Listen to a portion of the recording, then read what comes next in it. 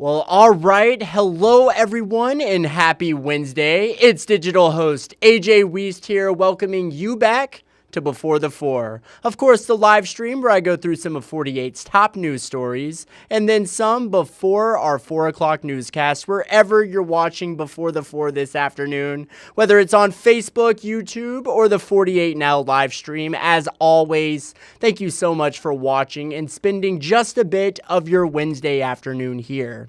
Now, first, let's go through the weather. We have Jada Russell back in the streaming center. Jada, what's the latest?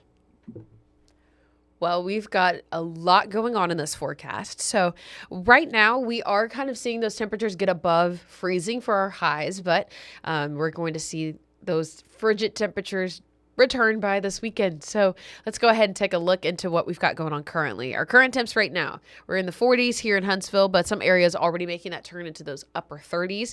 So it's going to be quite chilly getting into the overnight hours. We're going to continue to see these 20s each and every night. Next 12 hours, like I mentioned, right around 10 o'clock, start to see 20s getting back to the forecast and then pushing all the way through to your Thursday morning, seeing those low end 20s. And again, we're seeing our wind gusts and wind speeds kind of die down as the days go on. But that also kind of means that we're dealing with a few areas dealing with some cooler conditions. So even though it's 23 degrees outside, and that's what your thermostat says, you may also incur some feel-like temperatures in the teens since we're close to those low 20s.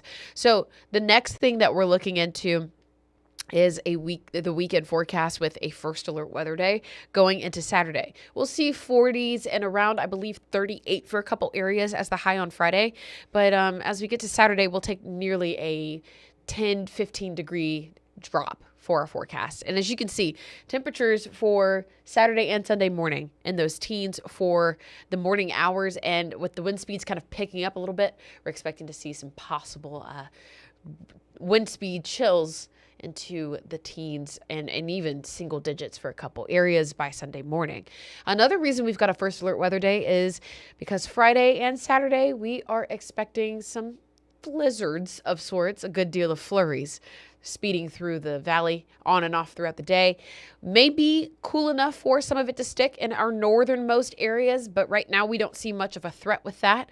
Just kind of seeing those flurries pop up on the radar for us. As we keep tracking it out, we'll let you know. But thankfully, we're mostly dry this upcoming weekend, so we don't have any road issues to occur.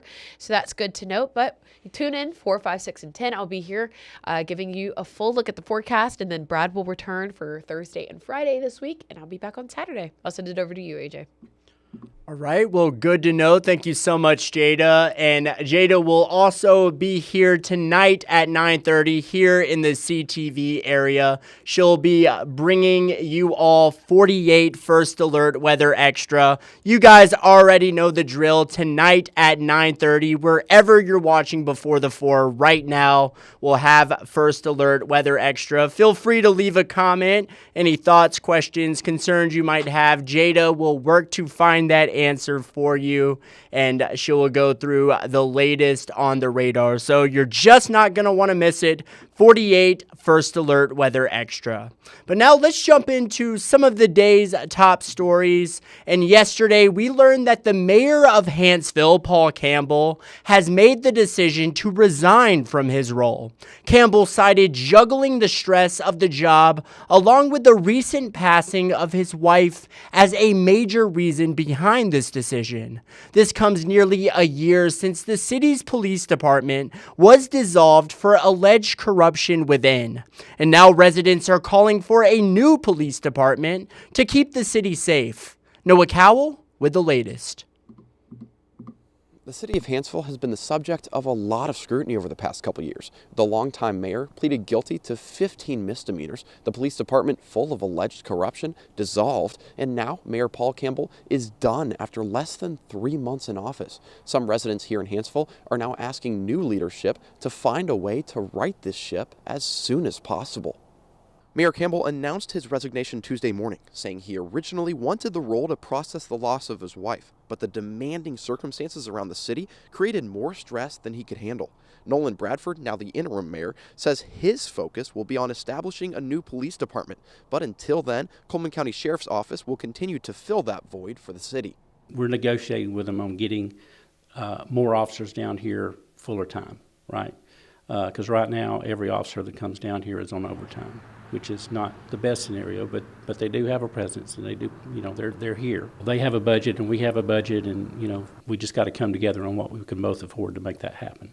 A police department that once had over a dozen patrol cars has none left. The remnants of its existence even covered up outside City Hall. Stephen Wilson, who was a police officer here 15 years ago, says the city needs its department back. He says speed limits, noise and litter ordinances, and building permit violations are rarely enforced anymore. We do need a police department here of our own citizens that care about us. And we need to pay them properly, and we need to train them properly, no matter how much of the city budget that it takes. I want it to remain a safe place and a place I can be proud of. And right now, we're failing. As a government and as a people, they're failing, and they should do better. Interim Mayor Bradford told me they may provide a timeline on their new department by June or July, when they expect their insurance carrier to inform them on what exactly they can afford. Reporting in Hanceville, Noah Cowell, 48 News, on your side. All right, and looking on Facebook, I see Roberta Smart is in the comments. She says, good evening. Good evening, Miss Roberta. Good afternoon, whatever it is for you. Thank you for tuning in to Before the Four this afternoon. But now moving out to Colbert County, where a popular wedding venue went up in flames over the weekend. Now, couples are having to readjust after this very tragic situation. Aria Pons reports. So I was freaking out, and all weekend, all I've been doing is looking for new venues. Meet Ashton Wilson. Wilson has been planning her wedding since she got engaged last April. She's looking for her dress, she finished the guest list, and she had the venue. And my aunt had texted me, and she was like, was that the main lodge that burned? And I was like, what are you talking about? Wilson is one of many who had their wedding booked for Doublehead Resort Lodge until a fire tore through it Saturday morning. When Wilson first heard the news, she says her heart broke. Freaking out because I was like, I'm going to have to find a whole new venue. I had already made a guest list, and they offered so much stuff that I wanted. And it was the perfect location. It's exactly what I wanted for my wedding.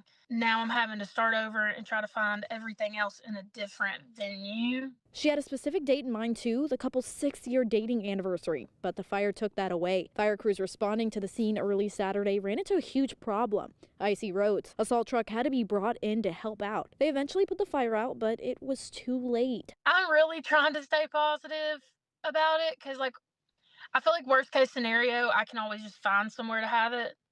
It may not be how Doublehead was, but worst case scenario, I'm still getting married. I'm still going to be happy with my soon-to-be husband. So, yeah. The property here does have other cabins and a conference center that remained untouched by the fire that are available to rent out. I spoke with the owners who say they do plan eventually on rebuilding this main lodge here that burned down behind me. I also reached out to the state fire marshal who's investigating the cause of this fire just to find out exactly how it occurred, but haven't heard back just yet. Reporting in Town Creek, Aria Pons, 48 on your side. And with that, we're going to take a short 1-minute break, but coming up, several bills working their way through the Alabama legislature. One to raise minimum wage here in the state, another to tighten regulations on police pursuits, and finally, one to give the death penalty to certain child predators. It's all ahead. We'll go through them all in 1 minute.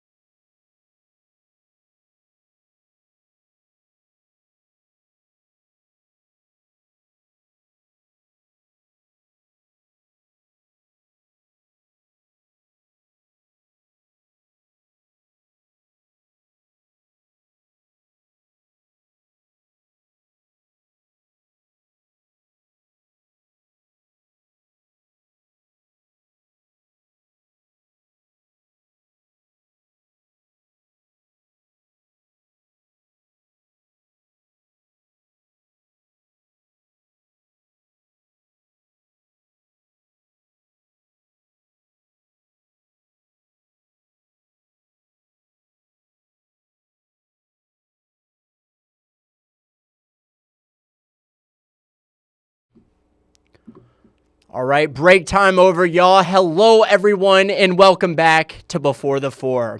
Well, the Alabama legislative session is now in full swing, and one newly filed bill would raise the state minimum wage to $10. Now, currently, we are sitting at the federal minimum wage at $7.25 an hour. It's certainly quite the jump, and 48 Sarah Grace Kennedy has the details.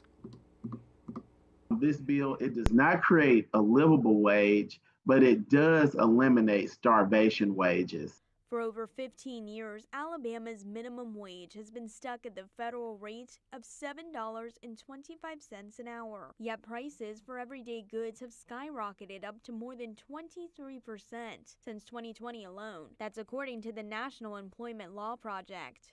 Alabama Senator Robert Stewart says workers who earn poverty wages often can't survive without government help. If we have somebody working at Walmart or a fast food chain making $8 an hour, the state is going to pick up the rest of that on SNAP, Medicaid, and housing assistance.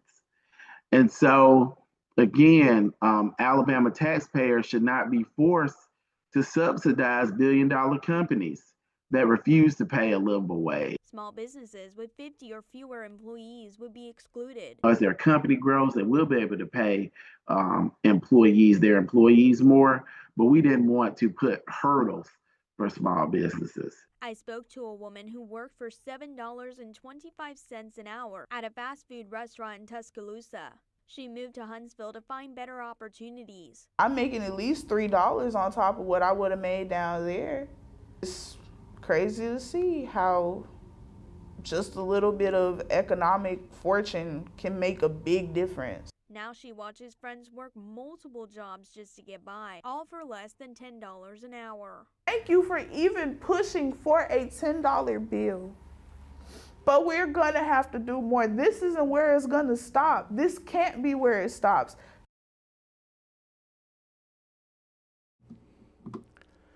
And now let's talk about a bill introduced by State Senator Arthur Orr that would place more regulations when it comes to police chases here in the Yellowhammer State.